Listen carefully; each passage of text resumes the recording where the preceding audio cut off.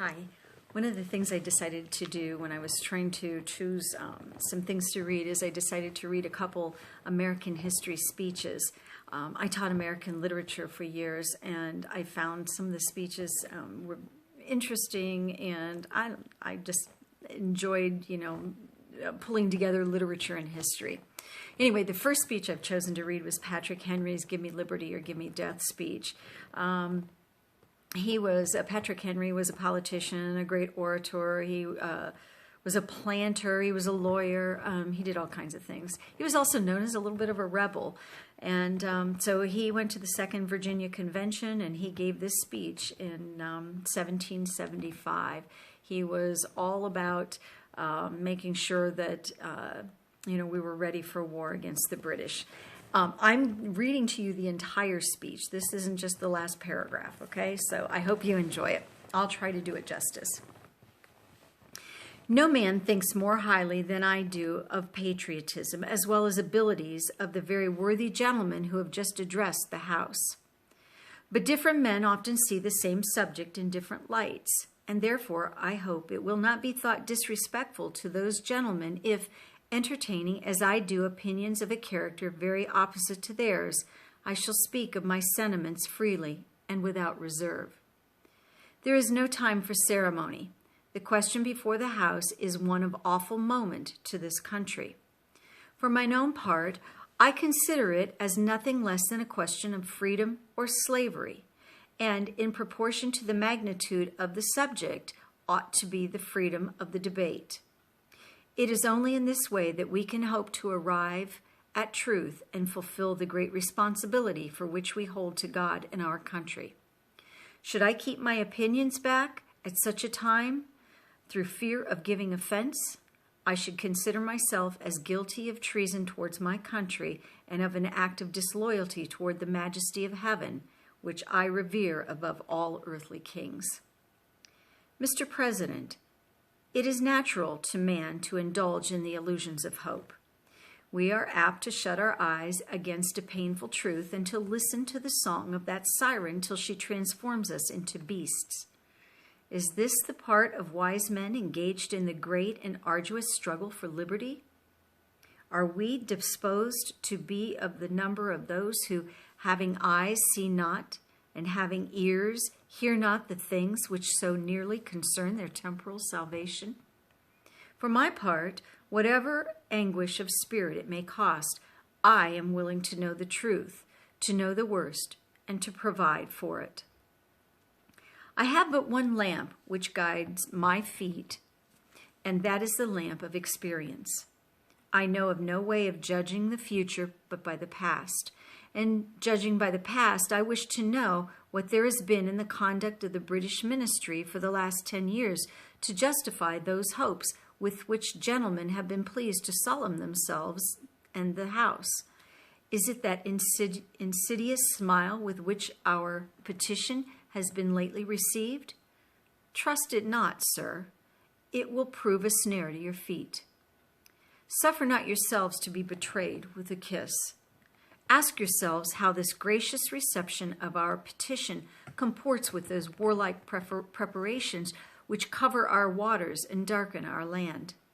Are fleets and armies necessary to a work of love and reconciliation? Have we shown ourselves so unwilling to be reconciled that force must be called in to win back our love? Let us not deceive ourselves, sir. These are the implements of war and subjugation, the last arguments to which kings resort. I ask, gentlemen, sir, what means this martial array if its purpose be not to force us to submission? Can gentlemen assign any other possible motive for it? Has Great Britain an enemy in this quarter of the world to call for all this accumulation of navies and armies? No, sir, she has none. They are meant for us. They can be met for no other. They are sent over to bind and rivet upon us those chains which the British ministry have so long been forging. And what have we to oppose to them? Shall we try argument? Sir, we have been trying that for the last 10 years. Have we anything new to offer upon the subject? Nothing. We have held the subject up in every light of which it is capable, but it has been all in vain. Shall we resort to entreaty and humble supplication? What terms shall we find which have not been already exhausted? Let us not, I beseech you, sir, deceive ourselves. Sir, we have done everything that could be done to avert the storm which is now coming on. We have petitioned, we have remonstrated, we have supplicated, we have prostrated ourselves before the throne, and have implored its interposition to arrest the tyrannical hands of the ministry and the parliament. Our petitions have been slighted. Our remonstrances have produced additional violence and insult. Our supplications have been disregarded, and we have been spurred with contempt from the foot of the throne. In vain, after these things, may we indulge the fond hope of peace and reconciliation.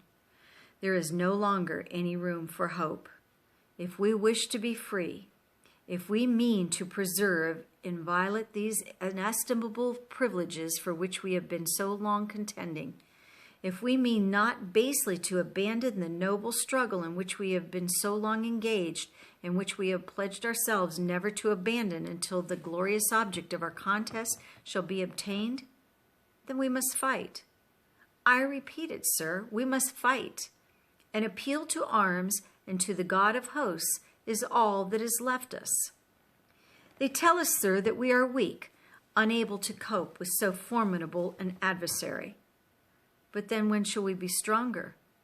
Will it be the next week or the next year?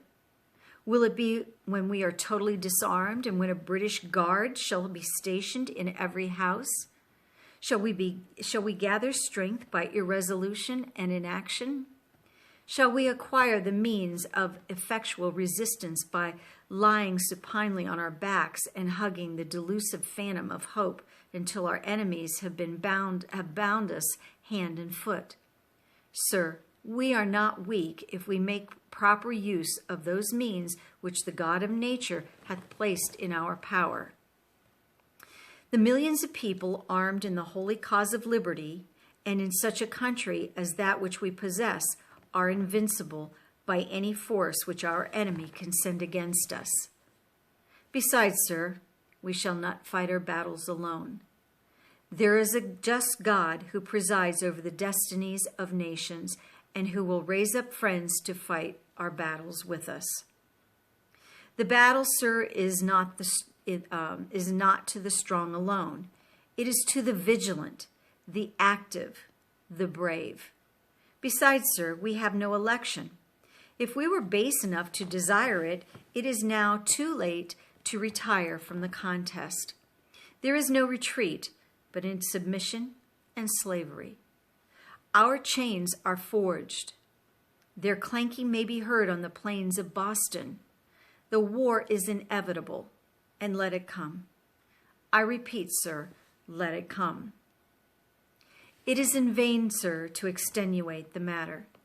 Gentlemen may cry, peace, peace, but there is no peace. The war is actually begun. The next gale that sweeps from the north will bring to our ears the clash of resounding arms. Our brethren are already in the field. Why stand we here idle? What is it that gentlemen wish? What would they have? Is life so dear or peace so sweet as to be purchased at the price of chains and slavery? Forbid it, Almighty God. I know not what course others may take, but as for me, give me liberty or give me death.